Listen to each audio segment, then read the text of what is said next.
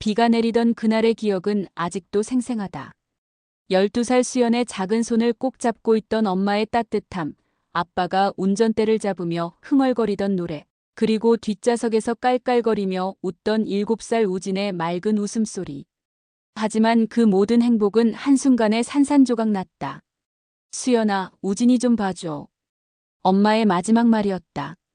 트럭이 빗길에 미끄러져 정면 충돌하는 순간까지도 엄마는 우진을 걱정했다. 그리고 수연은 그 말을 평생의 약속으로 받아들였다. 사고 후 병원에서 눈을 뜬 수연 앞에는 의사와 사회복지사가 서 있었다. 우진은 머리를 다쳐 인지 능력에 장애가 생겼고 두 아이는 이제 완전한 고아가 되었다는 차가운 현실이 그들을 기다리고 있었다. 누나, 엄마 어디 갔어?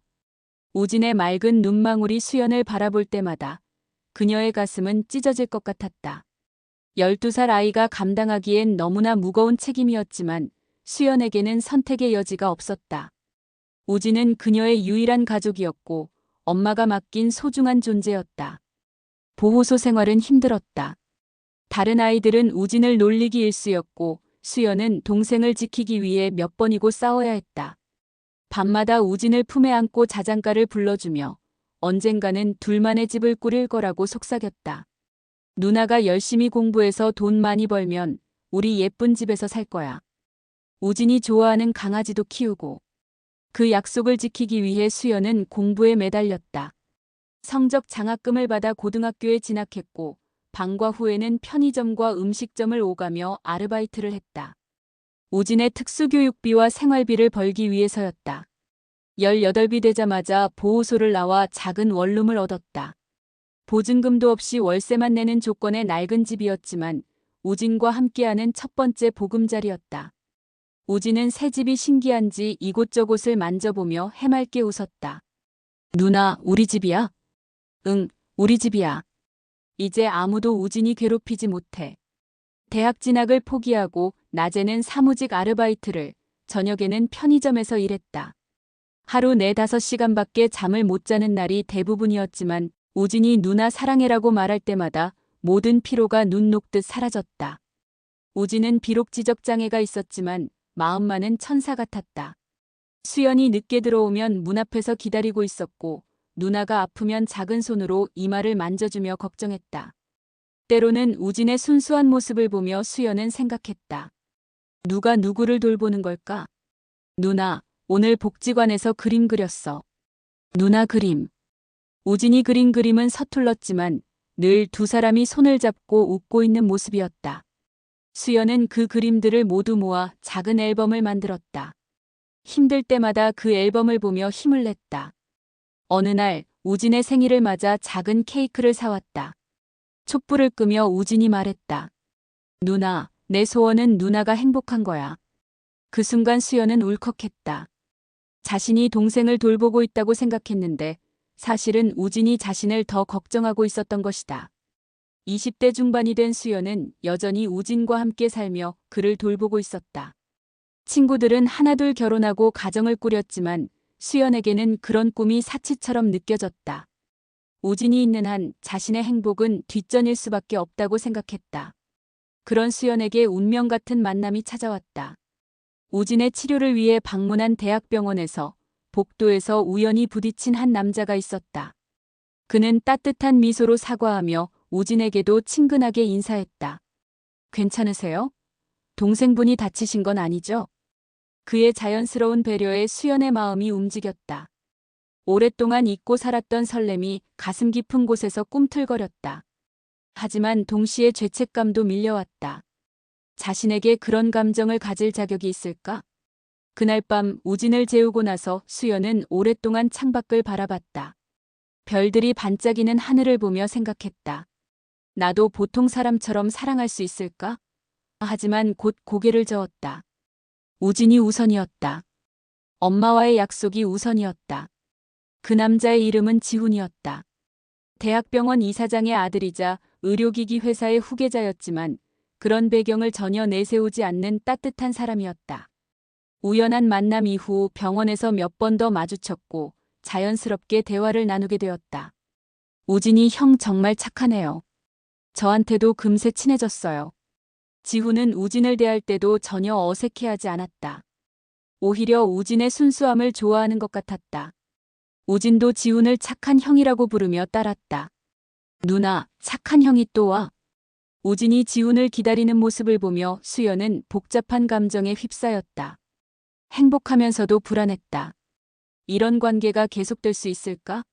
지훈이 자신들의 현실을 알게 되면 어떻게 될까? 지훈은 서서히 수연의 마음에 들어왔다. 그는 수연의 힘든 상황을 알고도 전혀 동정하지 않았다. 대신 그녀의 강인함과 우진에 대한 사랑을 존경한다고 말했다. 수연 씨가 정말 대단해요. 우진이가 이렇게 밝고 건강하게 자란 건 모두 누나 덕분이겠죠. 그의 진심 어린 말에 수연은 처음으로 자신이 해온 일들을 인정받는 기분이었다.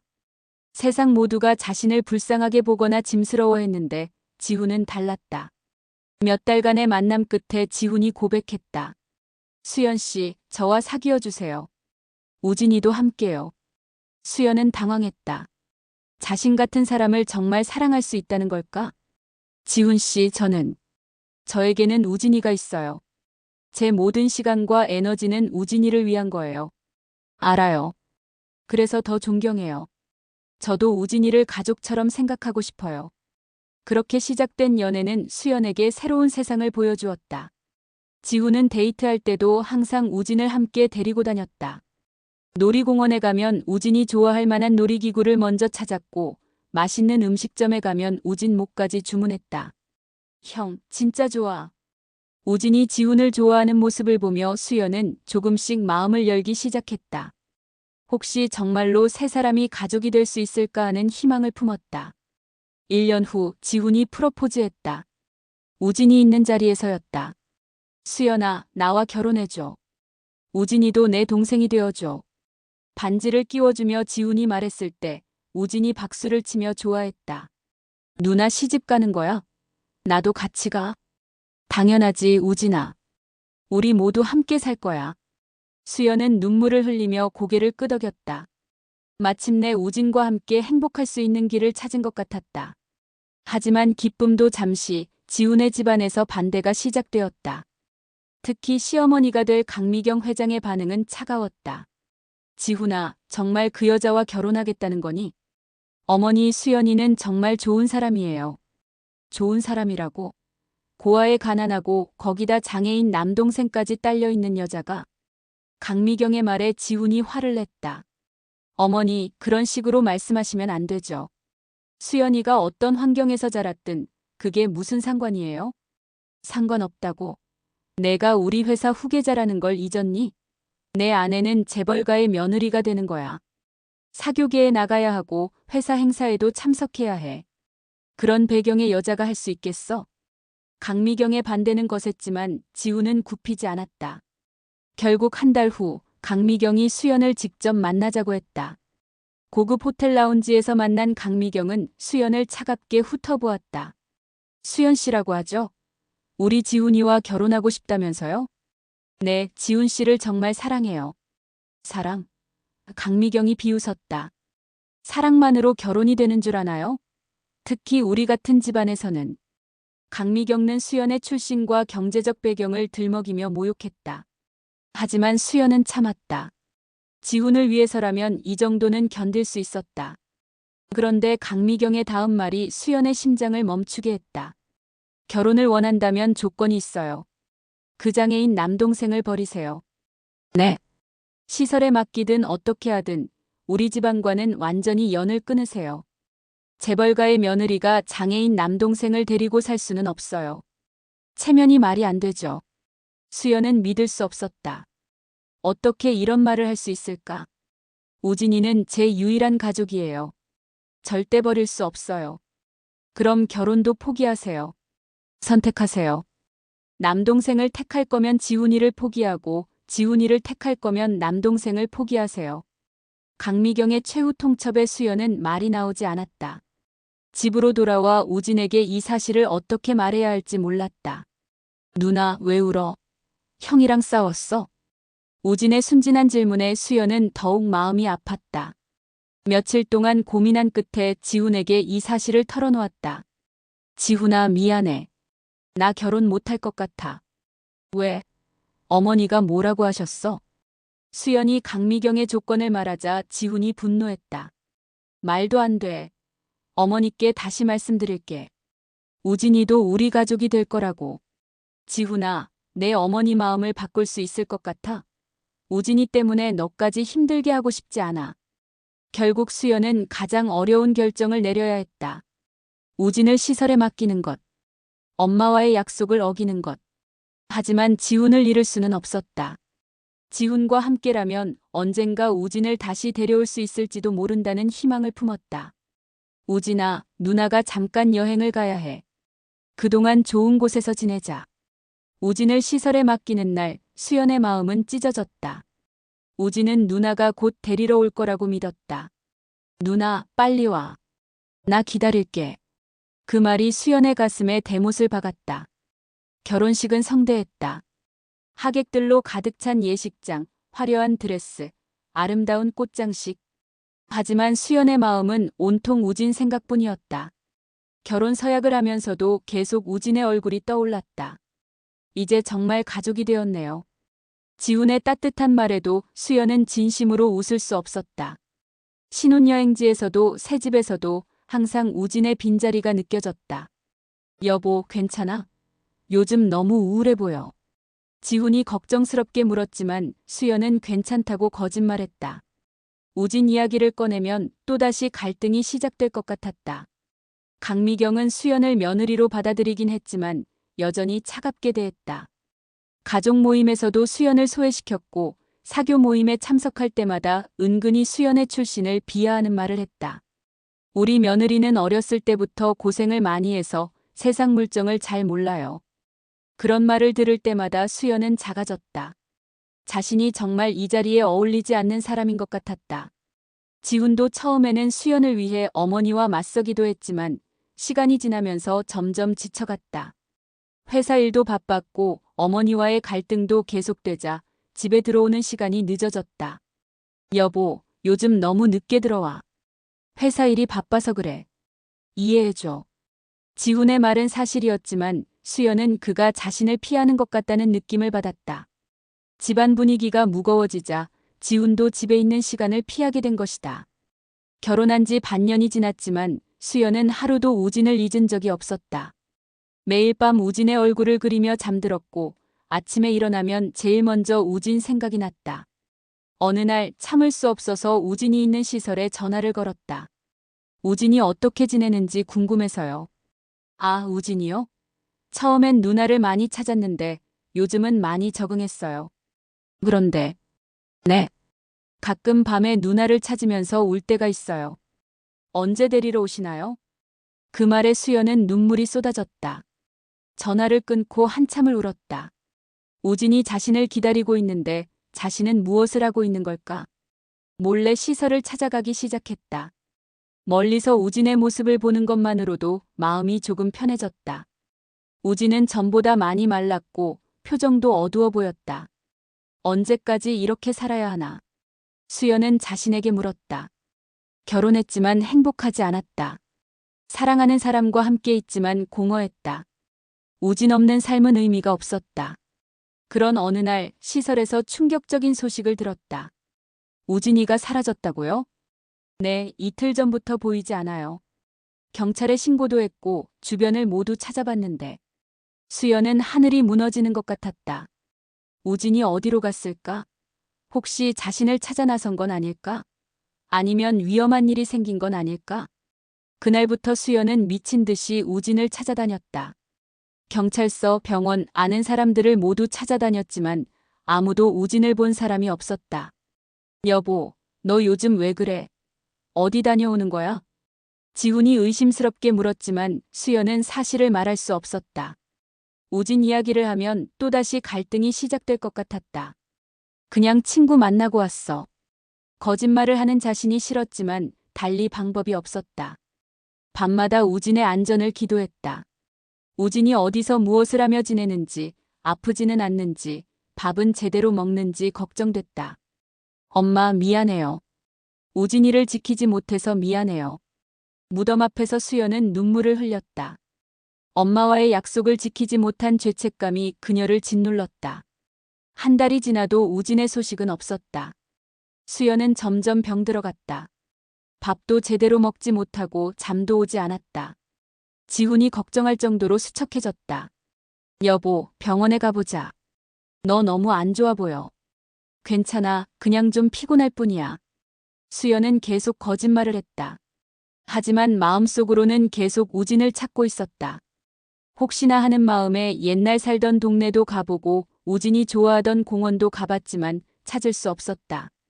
그러던 어느 날 우진에 대한 소식이 들려왔다. 그런데 그 소식은 수연이 전혀 예상하지 못한 곳에서 온 것이었다. 지훈의 회사에서 주최하는 대규모 사업 발표회가 열리는 날이었다.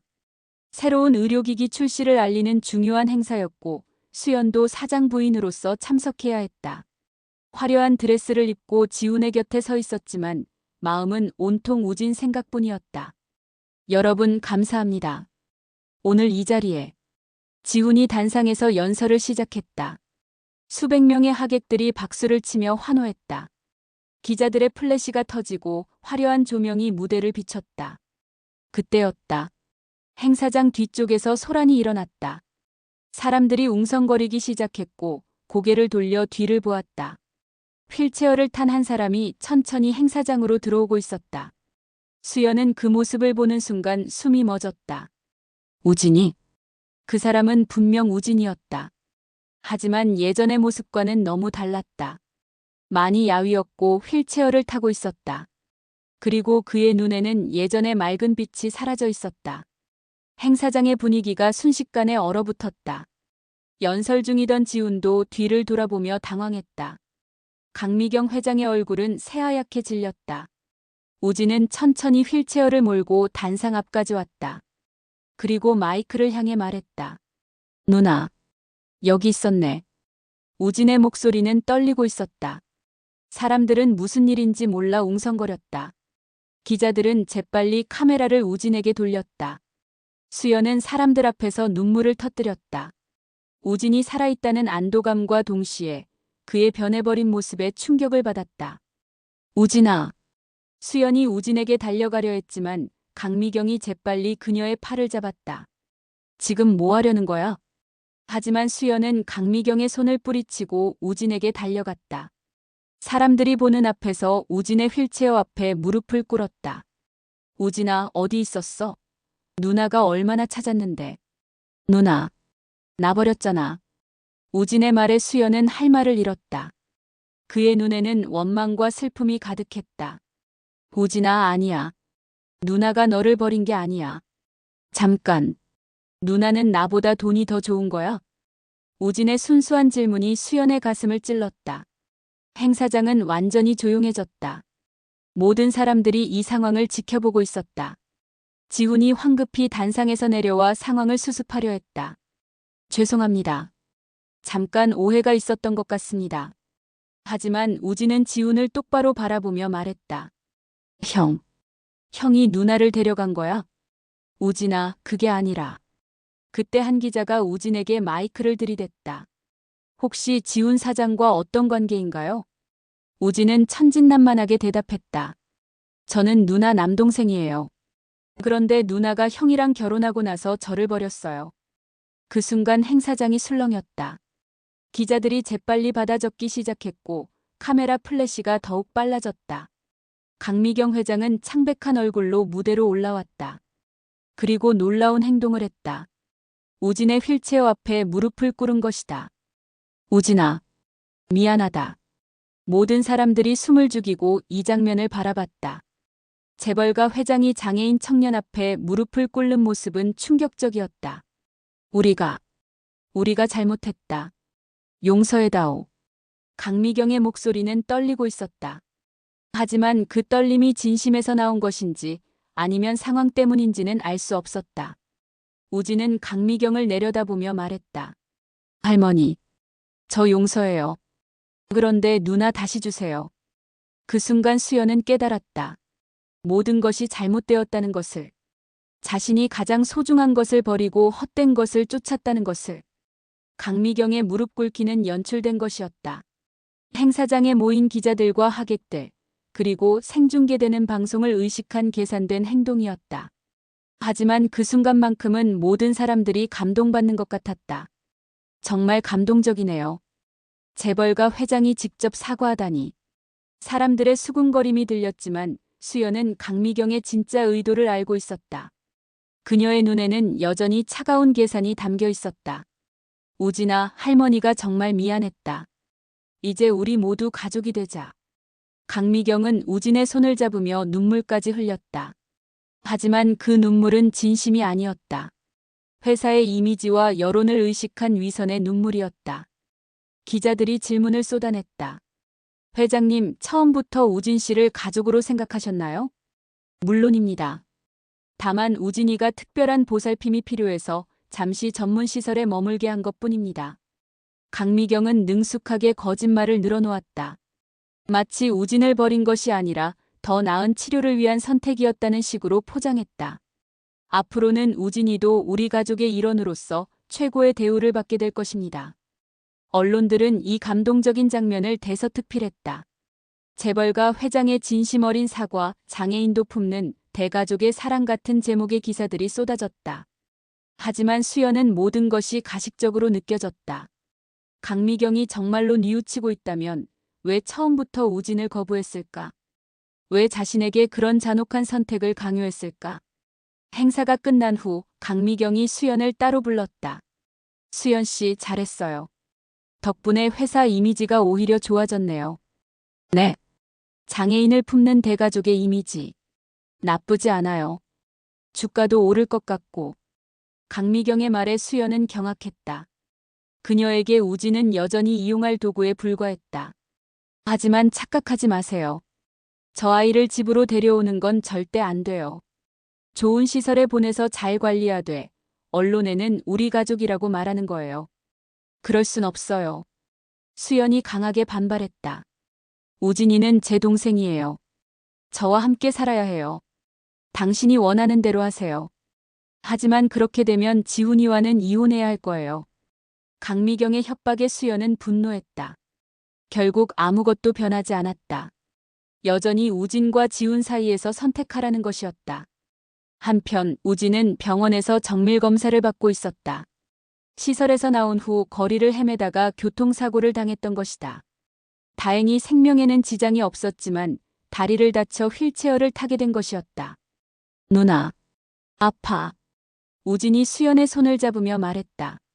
수연은 눈물이 났다. 자신 때문에 우진이 이렇게 된 것이다. 우진아, 미안해. 누나가 잘못했어. 누나, 이제 안 버려. 절대 안 버려. 다시는 절대로. 수연은 우진에게 약속했다. 하지만 그 약속을 지키기 위해서는 큰 결단이 필요했다. 그날 밤 집으로 돌아온 수연은 지훈과 마주 앉았다. 여보, 우진이 일로 힘들었지? 괜찮아. 어머니께서도 이제 이해하시는 것 같아. 지훈은 여전히 모든 것이 잘 해결될 거라고 생각하고 있었다. 하지만 수연은 알고 있었다. 아무것도 변하지 않았다는 것을. 지훈아, 나 우진이랑 함께 살고 싶어. 뭐? 갑자기 무슨. 우진이는 내 동생이야. 내가 지켜야 할 사람이고. 지훈의 표정이 어두워졌다. 수연아, 우리 이미 이 문제로 충분히 싸웠잖아. 우진이한테는 전문적인 치료가 필요해. 우리가 돌보기엔. 전문적인 치료? 수연이 웃었다. 지훈아, 너도 어머니랑 똑같은 소리를 하는구나. 무슨 뜻이야? 우진이에게 필요한 건 치료가 아니라 사랑이야. 가족의 품이라고. 지훈은 한참 동안 말이 없었다. 그리고 마침내 입을 열었다. 수연아, 우리 현실적으로 생각해보자. 우진이를 집에 데려오면 우리 생활이 얼마나 힘들어질지 알아? 그 순간 수연은 깨달았다. 지훈도 강미경도 결국은 모두 같은 생각이었다. 우진은 그들에게 짐이었다. 다음 날 아침 수연은 일찍 일어나 우진이 입원한 병원으로 갔다. 우진은 침대에 누워 창밖을 바라보고 있었다. 우진아, 잠 못 잤어? 누나, 꿈 꿨어. 무슨 꿈? 엄마가 나타나서 그랬어. 누나가 힘들어한다고. 우진의 말에 수연은 가슴이 찡했다. 지적장애가 있지만 우진은 누구보다 순수하고 남을 배려할 줄 아는 아이였다. 누나, 나 때문에 누나가 힘들면 나 그냥 혼자 살래. 뭐라고? 누나 행복하게 살아. 나는 괜찮아. 우진이 자신을 위해 희생하려 한다는 것을 깨달은 순간 수연은 모든 것이 명확해졌다. 진짜 가족이 누구인지, 진짜 사랑이 무엇인지 알게 되었다. 우진아, 누나가 행복한 건 너랑 함께 있을 때야. 정말, 정말이야. 돈도, 큰 집도, 명예도 다 필요 없어. 너만 있으면 돼. 그때 병실 문이 열리며 기자들이 들어왔다. 어제 행사 이후 우진의 이야기가 화제가 되면서 인터뷰 요청이 쏟아진 것이다. 수연 씨, 어제 감동적인 장면을 봤습니다. 가족 화합에 대해 한 말씀 해주세요. 수연은 잠시 망설였다. 그리고 마이크를 향해 진실을 말하기로 결심했다. 저는 제 동생을 버렸습니다. 기자들이 놀라며 웅성거렸다. 결혼하면서 동생이 짐이 된다고 생각했어요. 시댁에서 반대하자 동생을 시설에 맡겼습니다. 수연 씨, 그럼 어제 회장님의 사과는 위선이었어요. 진심이 아니었습니다. 수연의 폭탄 고백에 병실이 술렁였다. 하지만 수연은 계속 말했다. 저는 지금까지 잘못 살았어요. 사랑보다 돈을 택했고 가족보다 체면을 택했어요. 하지만 이제 깨달았습니다. 수연은 우진의 손을 꼭 잡았다. 진짜 가족은 조건 없이 사랑하는 사람이에요. 우진이가 저의 진짜 가족입니다. 그럼 결혼 생활은 어떻게 하시겠어요? 이혼할 겁니다. 수연의 단호한 대답에 기자들이 놀랐다. 우진이와 함께 새 출발할 거예요. 가난해도 상관없어요. 우진이만 있으면 행복해요. 인터뷰는 그대로 생방송으로 전국에 방송되었다. 시청자들의 반응은 뜨거웠다.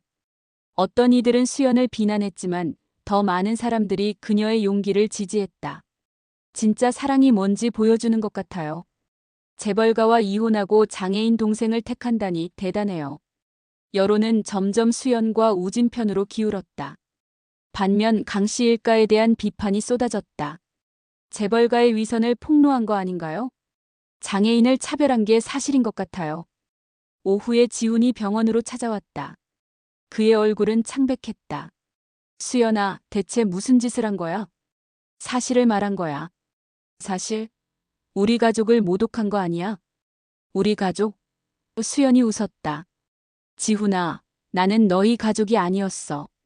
처음부터 끝까지. 무슨 소리야? 너도 어머니와 똑같아. 우진이를 짐으로 생각하잖아. 지훈은 할 말을 잃었다. 사실이었기 때문이다. 수연아, 그래도 우리 사랑했잖아. 사랑? 수연이 고개를 저었다. 진짜 사랑은 상대방의 모든 것을 받아들이는 거야. 너는 내 동생을 받아들이지 못했어. 그날 저녁 수연은 우진과 함께 병원을 나왔다. 휠체어를 밀며 천천히 걸어가는 두 사람의 모습을 보며 많은 사람들이 눈물을 흘렸다.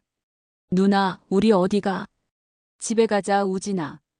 우리 진짜 집으로. 이혼 절차는 생각보다 복잡했다. 강미경은 수연을 음해죄와 명예훼손으로 고소하겠다고 협박했고 지훈도 처음에는 이혼을 거부했다. 하지만 여론의 압박과 계속되는 언론의 관심 때문에 결국 합의 이혼을 하게 되었다. 수연 씨, 정말 후회 안 하시겠어요? 변호사가 마지막으로 확인했다. 수연은 거액의 위자료도 재산 분할도 모두 포기했다. 그저 자유롭게 우진과 함께 살 수 있기만을 원했다. 전혀 후회 안 해요. 이혼 서류에 서명하는 순간 수연은 오히려 홀가분했다. 마침내 가면을 벗고 진짜 자신으로 돌아갈 수 있게 된 것이다. 지훈은 마지막까지 수연을 붙잡으려 했다. 수연아, 정말 이럴 거야? 우진이 때문에 우리가 헤어져야 해? 지훈아, 우진이 때문에가 아니야. 우진이 덕분에 진짜 사랑이 뭔지 깨달았어. 나는 정말 널 사랑했어. 나도 널 사랑했어. 하지만 우리의 사랑은 조건부였어. 진짜 사랑은 무조건적인 거야. 지훈은 더 이상 할 말이 없었다. 수연의 결심이 얼마나 확고한지 알 수 있었다. 이혼 소식이 알려지자 사회적 반향은 더욱 컸다. 수연을 지지하는 사람들이 후원금을 보내왔고 장애인 단체들이 연대 의사를 표명했다. 반면 일부에서는 수연을 기회주의자라고 비난하기도 했다. 재벌가에서 살다가 안 되니까 동정 여론 이용하는 거 아니야?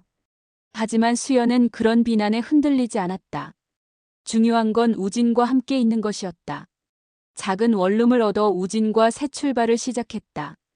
예전에 살던 곳보다도 더 작고 낡은 집이었지만 우진은 정말 행복해했다. 누나, 우리 집 진짜 좋다. 휠체어 때문에 불편한 점이 많았지만 조금씩 집을 개조해가며 우진이 생활하기 편하게 만들었다. 일자리를 찾기는 쉽지 않았다. 이혼 사건으로 유명해진 탓에 어디서든 시선이 따라왔다. 하지만 마침내 장애인 복지관에서 일할 기회를 얻었다. 수연 씨 같은 분이 우리와 함께 일해주신다면 정말 감사하죠. 복지관 원장의 말에 수연은 감동했다. 처음으로 자신을 진정으로 환영해주는 곳을 찾은 것 같았다. 우진도 복지관의 직업재활 프로그램에 참여하기 시작했다. 비록 휠체어를 타지만 우진은 손재주가 좋아서 간단한 수공예품을 만들 수 있었다. 누나, 내가 만든 거야. 우진이 정성껏 만든 열쇠고리를 보며 수연은 뿌듯했다. 우진도 자신만의 재능이 있고 사회에 기여할 수 있다는 것을 보여주고 있었다. 어느 날 뜻밖의 방문객이 찾아왔다. 지훈이었다. 수연아, 잘 지내? 왜 왔어? 그냥 궁금해서. 지훈은 작은 원룸을 둘러보며 복잡한 표정을 지었다. 예전의 호화로운 생활과는 너무나 대조적이었다. 후회 안 해? 전혀. 수연의 단호한 대답에 지훈은 놀란 것 같았다. 정말 행복해 보이네. 행복해. 진짜로. 실제로 수연은 행복했다.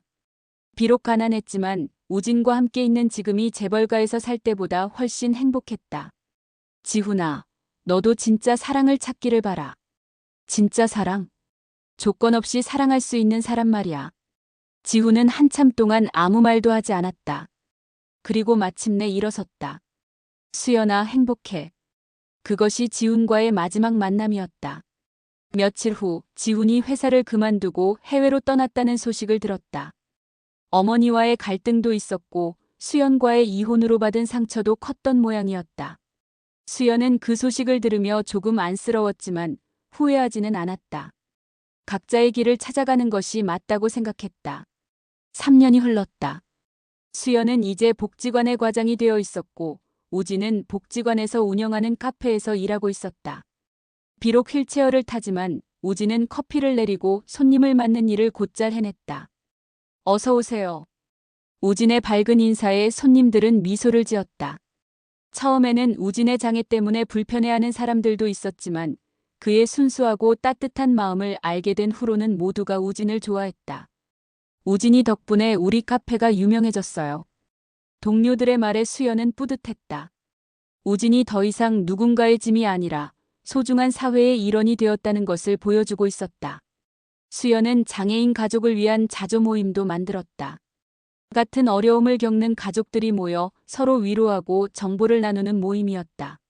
수연 씨 덕분에 우리가 힘을 얻어요. 저도 여러분 덕분에 힘이 나요. 서로 도우며 살아가는 것의 소중함을 매일 느꼈다. 혼자서는 할 수 없는 일들도 함께하면 가능했다. 어느 봄날 우진이 갑자기 말했다. 누나, 고마워. 뭐가? 나 안 버리고 지켜줘서. 수연은 우진을 꼭 안았다. 우진아, 내가 더 고마워. 너 덕분에 진짜 사랑이 뭔지 알게 됐어. 누나, 나도 누나 많이 사랑해. 두 사람은 카페 창가에 앉아 벚꽃이 피는 모습을 바라봤다. 꽃잎이 바람에 날리며 떨어지는 모습이 아름다웠다. 누나, 우리 앞으로도 계속 함께 살자. 당연하지. 우리는 가족이니까. 그때 한 젊은 남자가 카페로 들어왔다. 복지관에서 자원봉사를 하는 선생님이었다. 그는 수연을 보며 수줍게 미소 지었다. 안녕하세요, 수연 씨. 민호 씨, 안녕하세요. 민호는 몇 달 전부터 복지관에서 자원봉사를 하고 있었다. 초등학교 교사인 그는 아이들을 가르치는 일에 보람을 느끼며 장애 아동들에게도 관심이 많았다. 우진이, 오늘도 커피 맛있네요. 고마워요, 민호 형. 우진도 민호를 좋아했다. 민호는 우진을 대할 때 전혀 어색해하지 않았고 오히려 우진의 순수함을 귀여워했다. 수연 씨, 시간 있으실 때 같이 산책하실래요? 민호의 제안에 수연은 잠시 망설였다. 아직 누군가와 새로운 관계를 시작할 준비가 되었는지 확신이 서지 않았다. 우진이도 함께하는 건가요? 당연하죠. 우진이 없는 수연 씨는 상상할 수 없어요. 민호의 대답에 수연은 감동했다. 그는 처음부터 우진을 포함한 관계를 생각하고 있었다. 누나, 민호 형 좋은 사람 같아. 나도 좋아해. 우진의 말에 수연은 웃었다. 우진의 판단은 늘 정확했다. 며칠 후, 세 사람은 함께 공원으로 산책을 나갔다. 우진은 휠체어를 탄 채로도 즐거워했고, 민호는 자연스럽게 우진의 휠체어를 밀어주기도 했다. 우진이, 저 꽃 예쁘지? 응. 누나도 예뻐. 우진의 말에 모두가 웃었다. 수연은 오랜만에 마음이 편안했다. 강요하지 않고 조건을 내세우지 않는 자연스러운 관계였다. 수연 씨, 언젠가 우진이를 위한 학교를 만들고 싶어요. 민호의 꿈을 들으며 수연은 놀랐다. 그는 정말로 우진과 같은 아이들을 위해 무언가를 하고 싶어 했다. 정말요? 네. 장애가 있어도 꿈을 키울 수 있는 곳을 만들고 싶어요. 그날 밤 수연은 우진과 이야기를 나눴다. 우진아, 민호 형 어때? 좋아. 나한테 친절해. 그리고 누나를 좋아하는 것 같아. 너도 민호 형 좋아해? 응. 민호 형이랑 누나랑 나랑 계속 함께 있으면 좋겠어. 우진의 순수한 바람에 수연은 가슴이 따뜻해졌다. 혹시 새로운 행복의 가능성이 열리는 것일까? 1년 후 수연은 장애인 권익 보호를 위한 비영리 단체 함께하는 세상을 설립했다. 그동안의 경험과 전문성을 바탕으로 장애인 가족들을 돕는 일에 전념하기로 한 것이다. 수연 대표님, 오늘 상담 신청이 10건이나 들어왔어요. 직원의 말에 수연은 뿌듯했다. 자신과 같은 어려움을 겪는 가족들에게 조금이나마 도움이 될 수 있다는 것이 보람이었다.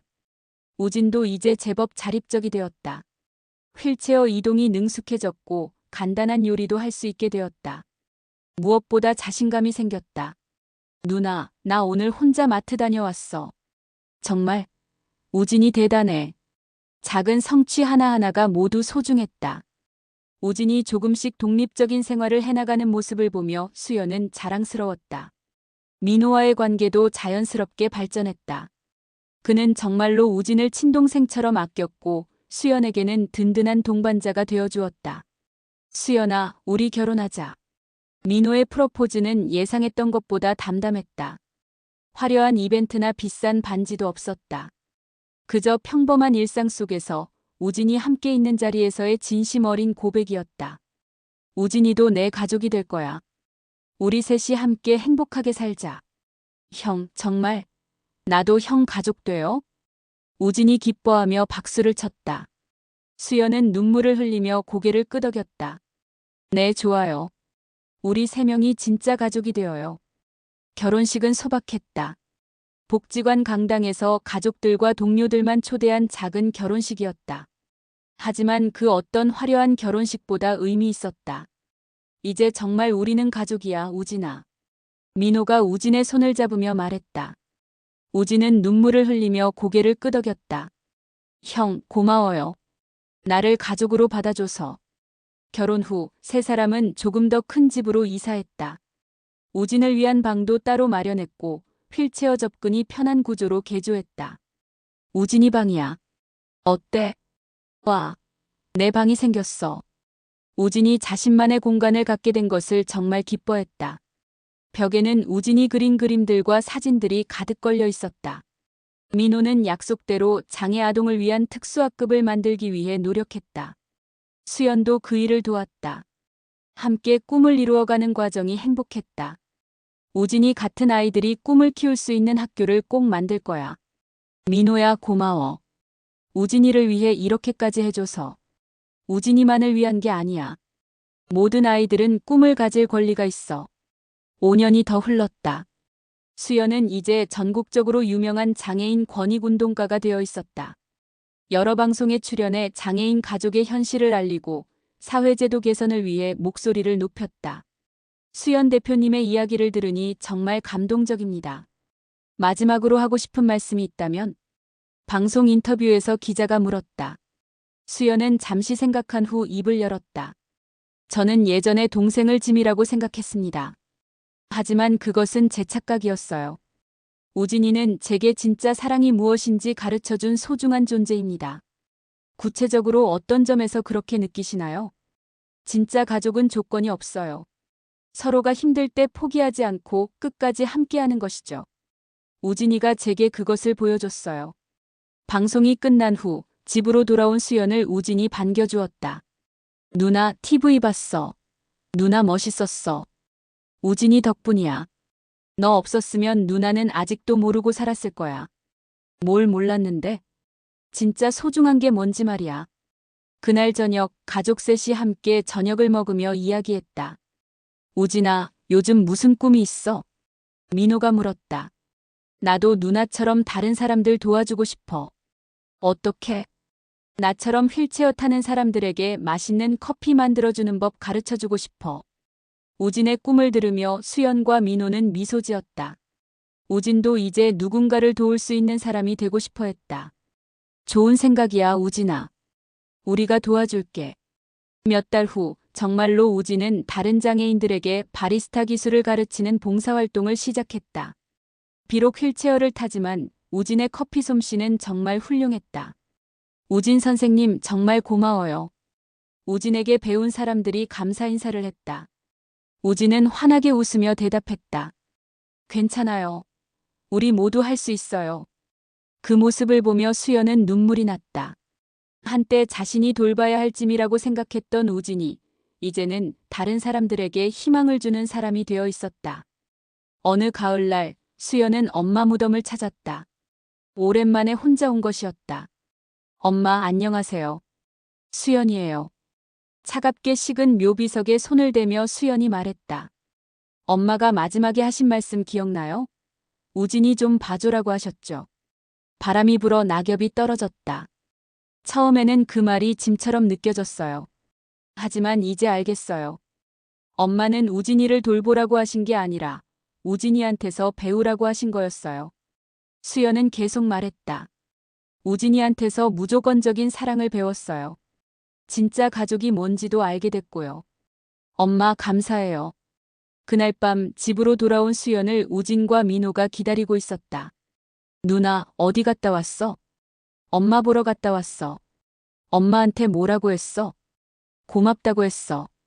우진이를 누나에게 맡겨줘서 고맙다고. 우진이 수연을 꼭 안았다. 누나, 나도 엄마한테 고마워. 누나를 나한테 주셔서. 세 사람은 서로를 꼭 안았다. 혈연으로 맺어진 가족, 사랑으로 맺어진 가족이 하나가 된 순간이었다.